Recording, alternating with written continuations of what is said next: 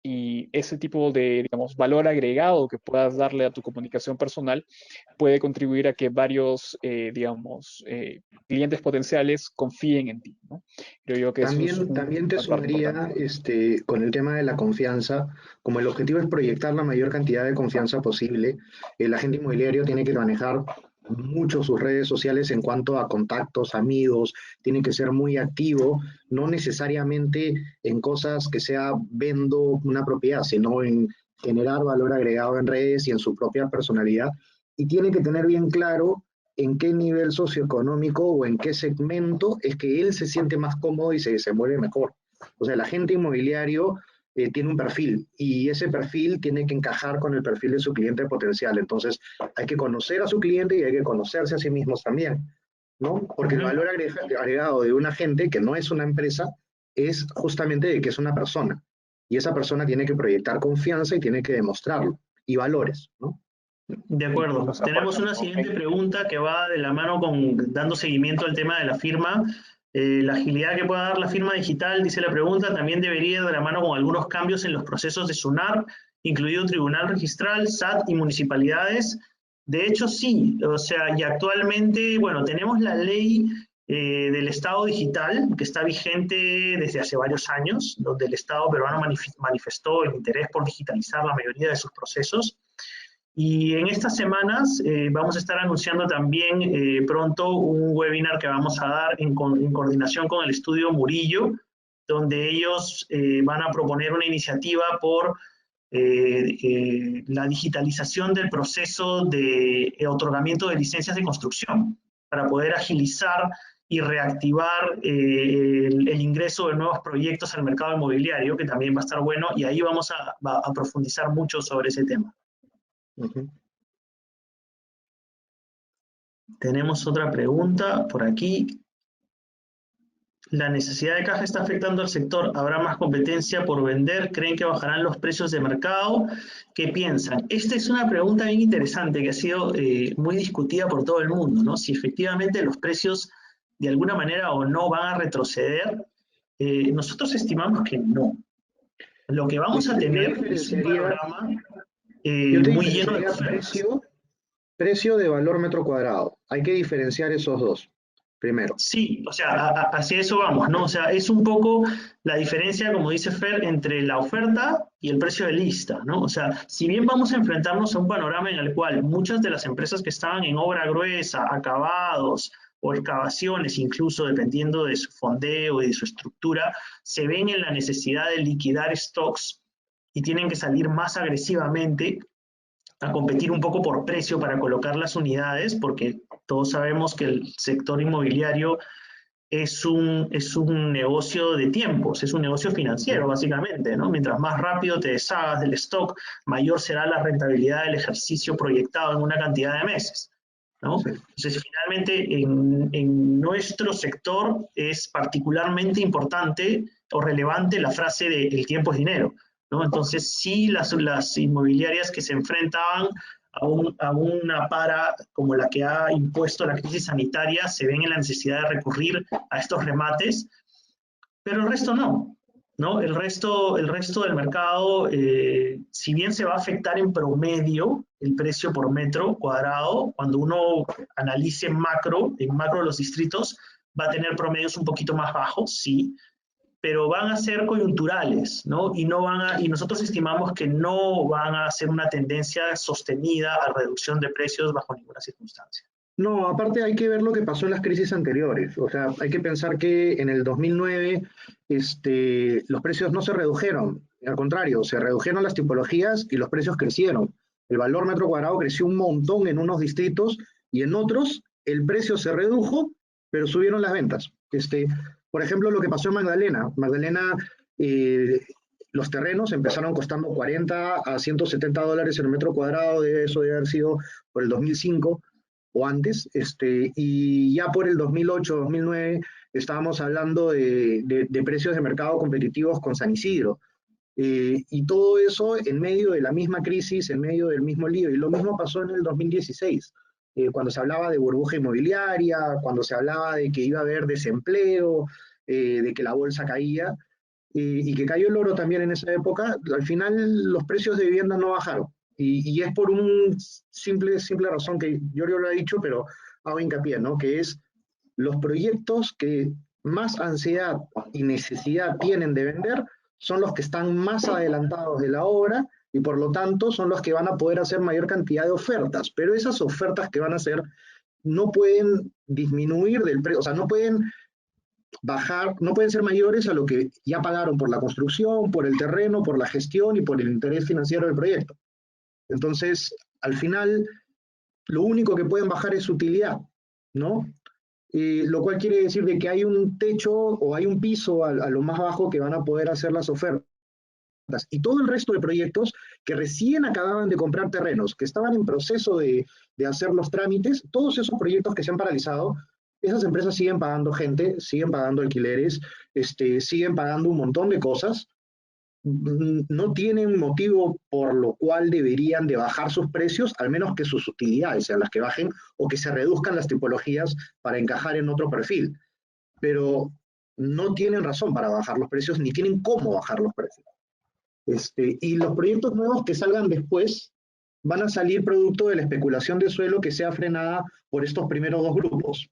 Entonces, finalmente, los terrenos que se compren de acá a 5 años, de acá a 5 meses, de acá a 6 meses o de acá a 3 meses, van a tener el precio fijado a lo más bajo que pudo negociar la persona que ya estaba en casco avanzado o la persona que compró el terreno y que todavía no puede lanzar el proyecto. Entonces, no van a bajar mucho los precios. No Sí, sé, sobre Giorgio, el para tema de las complementar empresas esto, encuestadas, vamos a igual a hacer la consulta a todas aquellas que no tengan ningún problema con decir cuáles fueron, ¿no? que participaron de la encuesta, para que a la hora que se publique la encuesta se pueda validar cuáles de estos actores del sector inmobiliario son los que, de los cuales se ha recogido la información, porque nos parece bastante pertinente que se sepa y que se muestre que son todas marcas bastante serias y con mucha trayectoria, ¿no? Sí. un Pasamos a la toque, siguiente pregunta. Sí, para Javier, creo que profundizar en la querías decir algo. pregunta, sí, para profundizar en la pregunta anterior, no sé, Giorgio, si es que puedes volver a poner el slide de lo que opinaban los gerentes con respecto a valores de suelo, solo Sí, por para supuesto. estar allí. Un segundo. Ah, sí, aquí está. Claro, acá. Ujú. Con respecto al valor Nada, del suelo, ¿cómo consideras que se va a manejar en un futuro inmediato? Pues la mayoría de ellos, el 59% de ellos estimaba que el valor del suelo, y esto estimamos nosotros más de cara a los terrenos, ¿no? Pensaba que iban a disminuir su valor, el 38% mantener su valor y el 3% incrementar su valor. Esto va un poco conversando y profundizando en la pregunta, ¿no? Como solemos hacer cada vez que hacemos algún tipo de indagación de este tipo con nuestros clientes. Iba un poco más al tema de los remates, ¿no? O sea, hay una gran percepción de que mucha gente se va a ver en apuros financieros por la crisis y la interrupción de la cadena de pagos y que no le va a quedar otra más que no de cara a la venta de unidades inmobiliarias, sino de cara a la venta de terrenos o casas como terreno. Mucha gente va a acelerar la toma de la decisión de vender un activo que tenía una casa, un terreno, para poder obtener la liquidez necesaria para navegar la crisis, ¿no? sí, conforme. Hay una Sí, pregunta sí. que es, ¿el coronavirus despertará en los clientes una necesidad por inmuebles de mayor metraje o con otro tipo de arquitectura o distribución? ¿Han consultado su tema de las inmobiliarias? De hecho, BEMAS sacó un buen artículo hace poco sobre cómo podría ser, digamos, la configuración de los inmuebles para un periodo post-coronavirus. No sé si pueden profundizar al respecto. Sí, o sea, lo que pasa es que un poco sacando datos de otras encuestas y de otras fuentes, lo que se estima es que alrededor del 28% de la gente que se ha quedado trabajando, porque no es todo el universo el que se ha quedado trabajando, se estima que alrededor del 28% de las personas que han adoptado el teletrabajo y hoy en día siguen trabajando, no van a regresar a una oficina. Entonces va a haber un bolsón importante de gente en la empresa de servicios que va a quedarse trabajando en su casa y a futuro también, porque donde más oportunidades se están creando es en temas digitales. Entonces, mucho influencer, mucho manejo de redes sociales, marketing digital, muchas de esas empresas van a salir adelante y esas empresas se manejan en espacios chicos y se pueden manejar desde casa sin ningún problema. ¿Qué significa esto? Significa de que ahorita, por ejemplo, con esta cuarentena, un montón de personas han traído el trabajo de casa o ahora tienen que hacer un montón de actividades más en casa que antes no tenían que hacer y estos departamentos o estas casas son muy pequeñas y empieza a evidenciarse la necesidad de tener diferentes tipos de espacios, desde espacios filtro, espacios multiuso, espacios sociales, espacios de trabajo que no estaban pensados antes. Y los mismos edificios multifamiliares que se hacían hace 5 o 7 años, que tenían amenities bien limitados, también han generado un montón de carencias y necesidades que de alguna forma las personas van a tener que subvencionar. Entonces, sí van a cambiar los departamentos. Hay algunos factores que se tienen que considerar, como por ejemplo la micromovilidad, ya no, ya se va a hacer una realidad, se van a construir más de 155 kilómetros de ciclovías nuevas, sobre una red total de 310 kilómetros de ciclovía. Eso quiere decir, también se está evaluando hacer un bono para las personas pobres que no tengan acceso o no les alcance para comprar una bicicleta. O sea, va a haber un fomento brutal de micromovilidad, tanto a nivel privado como público, lo cual va a hacer de que estos artefactos tengan que guardarse en algún lugar. Va a reducirse la demanda de estacionamientos, va a incrementar la necesidad de espacios por donde pueda entrar una bicicleta, por donde pueda entrar un scooter, donde se pueda cargar, que puedan estar seguros, porque en el sótano no siempre van a estar seguros, y por eso mucha gente prefiere llevarlos arriba. Y lo mismo va a pasar con los edificios de oficina, ¿no? Los edificios de oficina van a tener que empezar a instaurarse este tipo de espacios dentro de los edificios y van a tender a especializarse a complementar el perfil local, ¿no? No sé si respondí la pregunta. Sí, sí, yo creo que sí. Podemos pasar a la siguiente pregunta. Tenemos aquí una que dice, en un escenario COVID de venta exclusivamente digital, ¿consideran que ahora las inmobiliarias más reconocidas tienen una ventaja mucho mayor sobre inmobiliarias más pequeñas que antes de la pandemia? No es una pregunta no tan complicada de contestar, pero sí que tiene sus aristas, ¿no? Porque definitivamente depende del segmento, ¿no? O sea, hay segmentos y segmentos, ¿no? O sea, en un escenario en el cual te enfrentas a una venta más masiva, sí es probable que una empresa que tiene más trayectoria y más marca construida a lo largo de los años se va a hallar en una situación de ventaja siempre y cuando sepa presentar de manera correcta esa marca y esa trayectoria, ¿no? Asumimos que las más grandes, obviamente por la cantidad de horas de vuelos que tienen y por la experiencia, recorrido y cantidad de proyectos que tienen en cartera, efectivamente tienen ese valor agregado para mostrar, ¿no? Sobre quiénes son, qué cosas han hecho y cuántos años tienen en el mercado, ¿no? Y transmitir esa confianza que el cliente necesita para convertir el interés que ha manifestado en una venta, ¿no? Porque es duro este escenario que nos ha tocado a todos, a todo el sector inmobiliario, de vender a través de digital, ¿no? Mucha gente te dice, pues, a duras penas vas a vender un departamento por digital, pero sí hemos visto en casos de marcas reconocidas que han sabido transmitir de manera correcta el mensaje de la confianza, que es un mensaje complicado de manejar, que se han logrado ventas, ¿no? Ahora, esto no es exclusivamente de las marcas más reconocidas, ¿no? O sea, las marcas reconocidas tienen más activos, sí, pero aquellas que puedan no tener tanta marca inmobiliaria, pero sí mucha trayectoria y mucho tiempo haciendo las cosas bien, siempre y cuando muestren estos activos y estos valores de la manera adecuada, nosotros creemos que podrán sostener una competencia de igual a igual. La marca ayuda un montón, la marca ayuda bastante, pero finalmente la estrategia es lo que hace que la persona se decida, porque si bien la marca le va a dar la confianza, si tú haces una estrategia de comunicación adecuada que hace clic con la persona y le muestras la evidencia y el respaldo necesario, la marca va a ser una de las tantas aristas que se van a sopesar en la toma de decisión, pero no va a ser la principal. La principal va a ser me dio evidencia e información suficiente como para que yo pueda confiar en que el producto que me va a vender y el dinero que yo voy a poner ahí ¿se va a traducir a un departamento o no? Sí, sobre todo el tema de la primera impresión, ¿no? O sea, ahora que la venta se focaliza más hacia los canales digitales, estar listo, o sea, y tener esos canales, esas puertas de entrada bien preparadas, ¿no? Esos canales digitales listos para que no sean difíciles de encontrar, más bien para que sean amigables, fáciles de hallar, para que la presencia en la web de la empresa y del proyecto sea la correcta, para que las redes sociales se manejen de manera correcta. Estar bien posicionado y tener bien afinados esos canales va a ser ahora más importante que nunca, ¿no? Ya a nivel más técnico, Sí, aparte, para profundizar ahí, sí, dale, dale.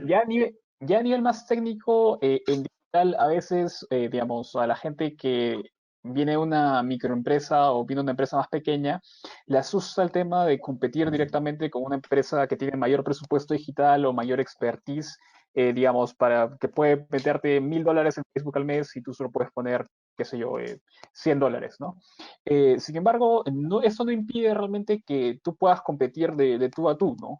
Y pasa por varios factores técnicos, como por ejemplo, estás invirtiendo en Google Ads, quizás encontrar una keyword que sea más efectiva y que tu competencia no esté tan valorando tanto, como qué sé yo, ¿no? O sea, departamentos duplex en el Olivar, ya es algo bien específico. Y quizás esa keyword no esté siendo tan priorizada por tu competencia, ¿no? Y eso te permite tener una posibilidad de ventaja, de decir, ok, meto mis balas acá, mis balas contadas, pero consigo mayores resultados, consigo un ritmo de venta superior a mi competencia, por más que mi competencia pueda hacer, ¿no? Y esto, o sea, pues eso es un ejemplo para Google, pero también aplica para Facebook, ¿no? Y en Facebook también es cuestión de identificar bastante y segmentar bien cuál es tu público objetivo, ¿no? Si sabes que quienes más probable es que te vayan a comprar sean, qué sé yo, parejas de un solo hijo, parejas jóvenes de un solo hijo entre 25 y 30 años, por poner un número, por dar un ejemplo, si llegas a hacer una segmentación muy efectiva y logras hacer pruebas constantes y optimizar tu comunicación para ser eficiente a ese segmento, que es un tema de prueba y error que se puede hacer rápidamente con Facebook, sin duda vas a tener buenos resultados independientemente de tu presupuesto, ¿no? Porque a fin de cuentas, tu presupuesto te va a dar la métrica más importante, creo yo, al margen de las ventas, es cuántos clics puedes tener o sea, clics por dólar, ¿no? Costo por clic. Y tu costo por clic puede ser más eficiente incluso que el de alguna compañía grande. Por lo que sí, a nivel de exclusivamente digital, no es cuestión de que las empresas grandes llegaron, tienen más presupuesto y dominan todo, inundan todo, ¿no? De hecho, ahí entra el factor de creatividad, innovación de las áreas de marketing y que pueden hacer que un equipo pequeño con bajo presupuesto pueda tener resultados excelentes, ¿no? Correcto. Vamos a la siguiente. Más que un cambio de precios hacia abajo, lo que se mejorará serán los financiamientos y las formas de pago, serán más cómodas para el usuario. Sí, de hecho, con todo lo que el Estado viene invirtiendo y con todas las facilidades de pago que se están dando ahora a raíz de la crisis, pues vamos a ver un escenario muy positivo para adquirir una vivienda, ¿no? En el cual históricamente las tasas hipotecarias nunca habían sido tan bajas, ¿no? Entonces, va a ser para aquellos bolsones, y esto también es algo que considerar en la estrategia de ventas, ¿no? Para aquellos bolsones de gente cuya cadena de pagos no fue interrumpida, el escenario para adquirir una vivienda se muestra muy favorable. Más que nunca, de hecho, ahorita que hay tantas oportunidades de remate con tasas hipotecarias tan bajas, si tu cadena de pagos no se interrumpió, pues es el momento de comprar una vivienda definitivamente, ¿no? Claro, Pueden claro. mandar, la siguiente pregunta es, ¿pueden mandar las direcciones al sí? Vamos a publicar el link de YouTube para colgarlo, la sesión de todas maneras. ¿Creen que esta situación va a hacer cambiar la normativa que para otro tipo de producto inmobiliario se podría presionar para ello? Sí. Creemos que sí, el mercado se va a acomodar. Como comentó Javier, hemos lanzado un artículo que se estuvo republicando bastante sobre algunas consideraciones importantes en la página web de IBMAS que se pueden tomar de plano a la configuración y la programación de los espacios, ¿no? Si se podría presionar para ello, definitivamente yo creo que las municipalidades van a tener que adaptarse a muchas cosas y a muchos cambios que van a venir de la mano con los nuevos procesos digitales que trae la crisis, ¿no? O sea, tengamos en cuenta de que a inicios de este año se aprobó el presupuesto para el desarrollo del Plan Metropolitano, creo que es 2040, el que es Plan de Met 2040, creo que se va a llamar. Eh, esa conversación está empezándose, están agarrando el Plan 2035 que se hizo en la gestión de Villarán y lo están actualizando y mejorando. Seguramente cambiarán algunos proyectos, etc., etc., pero lo importante es que esa discusión se está teniendo hoy bajo la coyuntura actual y con todo este feedback que está viniendo de una serie de conversatorios que se están haciendo en universidades, en maestrías, en gremios como lo es CAPECO, Cámara de Comercio, ASEI, etc., donde se está hablando activamente de cómo se tiene que cambiar el estilo de vida, la tipología de vivienda y la ciudad. Entonces sí, van a haber cambios de normativa, cruzamos los dedos porque todo sea bastante bien y sea favorable para el sector, ¿no? Sí, o sea, nosotros intuimos que va a ir bien, porque esta crisis sanitaria ha hecho mucha mella en el espacio urbano, ¿no? Entonces, vemos que muchos de los organismos, los gremios, están preocupándose ahora por armar comisiones o tener preocupaciones por el espacio urbano que antes no se tenían, ¿no? Y bueno, aquí todavía en beneficio de los desarrolladores inmobiliarios o propietarios de terrenos, todavía no existe una ley de captura de plusvalías, por lo cual aquella plusvalía que todo distrito aplique a una sección de sus distritos en base a un mejoramiento de pistas, alguna obra en particular o algo, es completamente capturada por el propietario, ¿no? Entonces, pues a estar atentos por dónde van a ir todas estas grandes obras de renovación de los distritos que se están agendando, ¿no? Pues porque por ahí va a seguir el desarrollo inmobiliario, ¿no? Pasemos a la siguiente. ¿Creen que aumente la tercerización de procesos en las operaciones de las inmobiliarias, llámese ventas, postventas, reparaciones, desembolsos de créditos? Creemos que la digitalización y el trabajo a distancia definitivamente va a abrir la puerta para evaluar que si ya tu personal está trabajando a distancia, pues podrías tercerizar, ¿no? Definitivamente el entorno digital va a abrir la puerta para un montón de mejoras a nivel de los servicios de tercerización. Sí, creemos que es uno que se va a dar esa oportunidad de todas maneras, ¿no? También dentro de la encuesta, lo que conversamos con algunos clientes era que efectivamente algunos estaban considerando el hecho de reducir personal, ¿no? No eran todas, definitivamente creo que era cerca de un 25% era que consideraba necesario el hecho de reducir personal y eso sí podría conllevar a tercerizar algunos procesos, ¿no? Que ya no sean directamente, digamos, empleados de la inmobiliaria, sino vaya por cuenta propia, pero no era algo generalizado, ¿no? Así es. Así es. Siguiente pregunta. ¿A un inversionista inmobiliario sin experiencia es mejor venderle la propiedad con la idea de que compre, venda o compre y alquile? Bueno, esto depende mucho del sector, depende mucho también del distrito, depende mucho del comportamiento del mercado de alquileres, que justo la pregunta siguiente va un poco a eso. ¿Cómo ven el comportamiento del mercado de alquileres? El mercado de alquileres es algo que se viene y se ha detenido un poco por este tema de la pandemia, ¿no? Pero se viene y se viene con fuerza, y es algo que en países vecinos como Chile, por ejemplo, viene muy desarrollado ya desde hace mucho tiempo, ¿no? O sea, edificios Sí, pero hay que completos. tener cuidado ahí en ese mercado, porque si bien se viene con fuerza, es de hecho la evolución del mercado inmobiliario como ha pasado en otros países.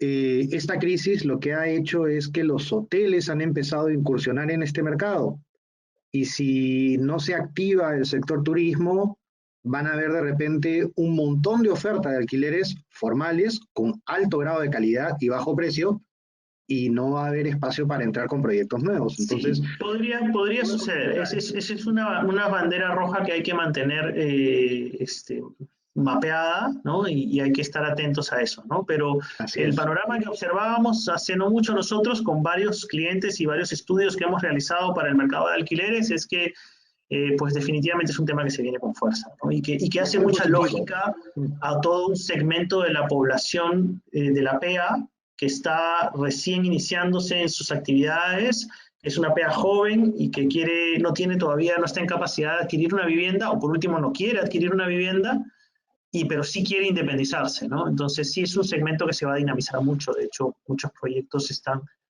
por entrar o prestos a entrar a ese mercado, ¿no? Así es. Me parece que la siguiente pregunta va un poco más dirigida para ti, Javier. ¿Cómo segmenta Facebook a los usuarios y de dónde obtiene Facebook esa información?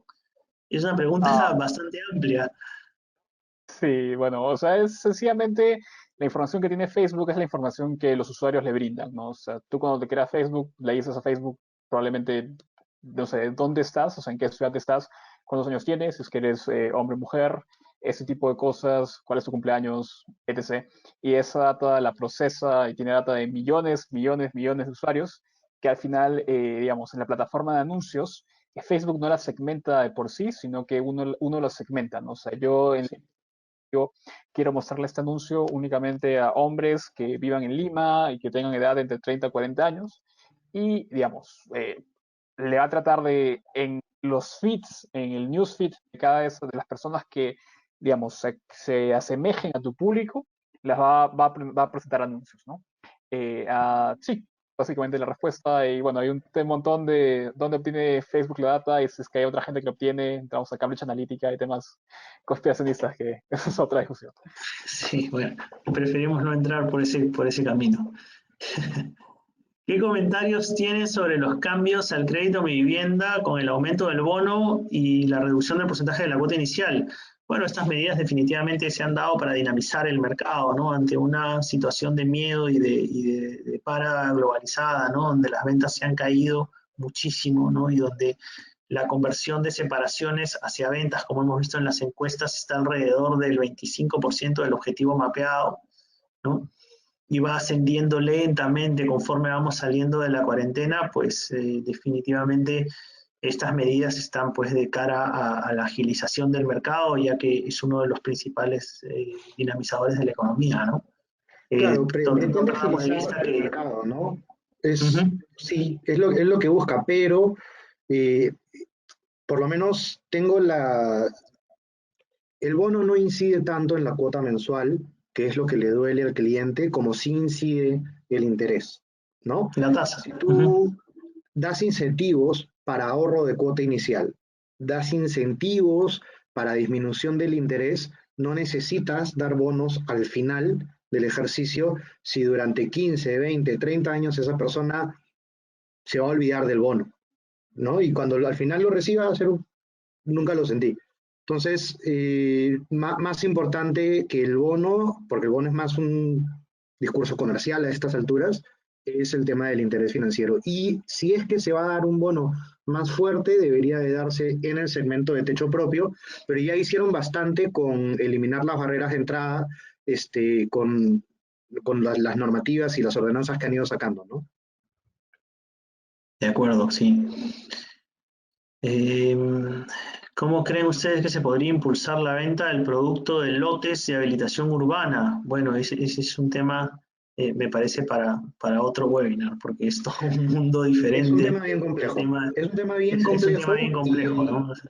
o sea, el Estado ha tratado de impulsar las ventas del sector techo propio, que es principalmente lotes, y ha eliminado las barreras de entrada, etc., etc., pero el problema no es que las personas no demanden o no necesiten vivienda y no puedan pagar esos montos. El problema es que hay muy poco suelo económicamente accesible que permite el desarrollo del techo propio dentro de Correcto. las condiciones que sean atractivas para estas personas.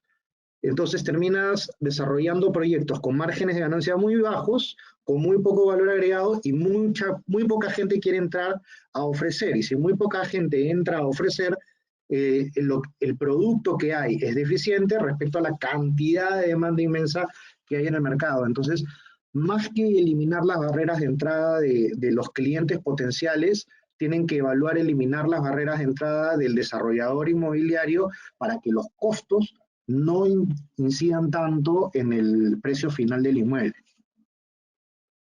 Así es. La especulación del suelo es un problema grave para este tipo de proyectos, ¿no? Pero, como digo, es un tema bastante amplio, ¿no? Y el problema Pasemos que debe estar a la mapeando siguiente. la persona que hizo esta pregunta es el costo de habilitación urbana puntualmente, ¿no? Que es lo que más afecta. Probablemente. ¿Qué apreciaciones tienen para el mercado de oficinas y almacenes industriales? Bueno, oficinas es un mercado que venía cambiando ya, ¿no? O sea, ya venía mutando desde un escenario negativo que se percibió hace no muchos años, que se hablaba de un sobrestock de oficinas, ¿no? Y que tenía casos icónicos como los que se dieron en Holguín, ¿no? De proyectos que habían proyectado o prometido a sus inversionistas un potencial retorno de inversión de alquiler alrededor de $21 el metro cuadrado, y terminaban alquilando en desesperación total alrededor de los 10 o $11 el metro cuadrado, por el sobrestock, el supuesto sobrestock de oficinas. Pero no era tanto el tema del sobrestock a nuestra opinión, sino más bien el tema del formato, ¿no? O sea, si habrán notado que oficinas es un mercado que a nosotros nos gusta decir que no estaba muerto, sino que se estaba transformando, ¿no? Y ahora lo que se ha salido en boga es este formato de consultorios, ¿no? Donde tienes oficinas que están alrededor, incluso más pequeñas que la boutique, ¿no? Que la boutique está alrededor de los 60, 80 metros cuadrados, ¿no? Y los consultorios los tienes alrededor de 20 metros cuadrados, 25 metros cuadrados, que te permite alcanzar tickets que aún así eleves mucho el valor del metro cuadrado, se mantienen en rangos muy accesibles para personas naturales y son de hecho tickets más razonables para el empresariado peruano. No perdamos de vista que el empresariado peruano es un empresariado compuesto en el 99.5% por MIPYMES, o sea, micro, pequeñas y medianas empresas, ¿no? Aquí la gran empresa casi no existe. Hay, pero las hay muy pocas. Va a haber ¿no? sí un periodo de adaptación. Algo muy, bueno, positivo y negativo que se ha dicho hace poco es que van a abrir para que el 100% de la flota del transporte público salga a trabajar en algún momento, ¿no? La mayoría de empresas, pymes, mipymes y todas estas chiquititas que hay, lo que son empresas que brindan servicios a empresas de transporte, peluquerías, venta de comercial, tipo telas, ropa, etc. Entonces, esas empresas son las que principalmente se están viendo afectadas por toda esta coyuntura. Las empresas que brindan servicios a empresas grandes no están tan paralizadas y esas empresas están principalmente localizadas en San Isidro, Miraflores, por ahí que San Borja y Lince. Sí Claro. va a haber un frenado en el mercado de oficinas porque estamos en crisis, ¿no? Pero como toda crisis, una vez que se recupere el ritmo y otra vez empieza a desarrollar, ahí va a tener que evaluarse cómo es el nuevo empresariado post-COVID y cómo es el nuevo hábito de trabajo post-COVID, ¿no? Si va a haber mucho más teletrabajo de lo que se espera o menos teletrabajo de lo que se espera, eso es súper relevante ahora.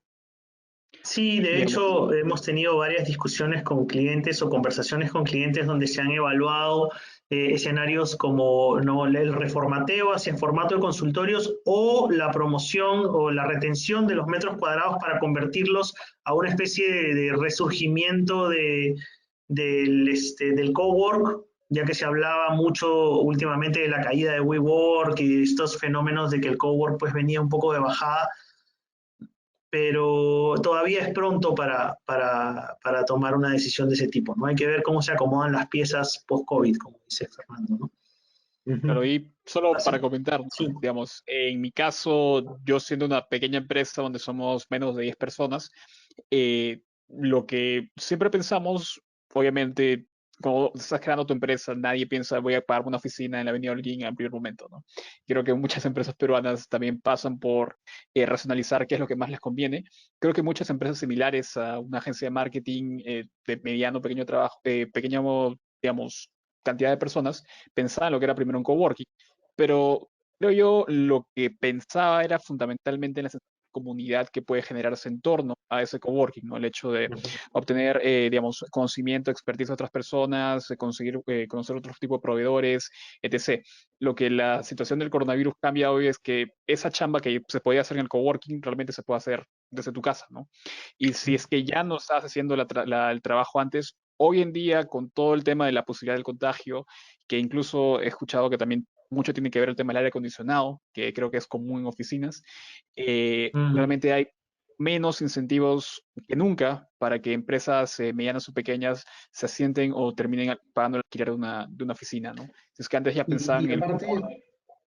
Y aparte también sumar de que luego de cada crisis viene un boom de startups, un montón de personas que buscan financiamiento para ideas propias y empiezan a crecer. Y estas startups consumen por ahí que espacios comunes, como dice Javier, algunas cowork, pero la mayoría trabaja desde casa, no necesita oficinas. Entonces, cuando estas startups pasan ya de etapa de sostenibilidad y están ya facturando con cierta cantidad de personal estable, recién ahí saltan. Y eso es normalmente 2 años después. Entonces, no vemos de que el mercado de oficinas tenga un repunte muy rápido, ¿no? Sí, seguimos avanzando. Se está adaptando la arquitectura de los departamentos a las necesidades sanitarias de la coyuntura, como por ejemplo agregar un closet al ingreso, una grifería y bien ingresas. Bueno, sí, definitivamente se está adaptando, ¿no? Y esto va a ser más o menos importante o más o menos relevante de acuerdo al nivel socioeconómico al cual estés enfocando, ¿no? Tu producto. Habrán en tipologías mínimas va a ser sumamente importante, por ejemplo, en tipologías de mercados consolidados como San Isidro, el Olivar, donde tienes tipologías mucho más grandes y mucho más amplias, esto pues definitivamente no va a ser tan relevante, pues porque tienes la gran variable del espacio a tu favor, pero en las tipologías reducidas sí creemos que va a cobrar importancia suficiente como para tenerlo en cuenta en los procesos de diseño. Pasamos a la siguiente, como producto, priorizar áreas comunes o metros cuadrados privados, teniendo en cuenta el tema del contagio. Una vez más, depende mucho del nicho, ¿no? A cuál estés yendo, ¿no? Pero Definitivamente las áreas comunes, sí, tampoco podemos perdón. diseñar un producto que está pensado para tener 30, 50 años de vida en una coyuntura de meses o medio año. O sea, el COVID va a pasar, seguramente habrá más pandemias en el futuro. Hay algunas consideraciones que sí tenemos que tener, pero no tenemos que pensar en que vamos a diseñar exclusivamente pensando en que toda la vida vamos a vivir así. Esto es coyuntural, ¿no? Lo que tenemos que hacer es Así espacios es. flexibles, dar opciones. Las áreas comunes son bien importantes y el tema es accesibilidad a la vivienda. O sea, que las personas realmente puedan comprar vivienda y que estas viviendas le puedan dar todos los espacios para su estilo de vida. Y estos espacios pueden, cuando la persona no los puede pagar, como dice Giorgio, dentro de un departamento muy grande, se tienen que subsidiar en las áreas comunes. De acuerdo. Sí, es correcto. Ya para ir terminando con las últimas dos preguntas, ¿creen que se deben flexibilizar los requisitos para el acceso al segundo y tercer crédito hipotecario?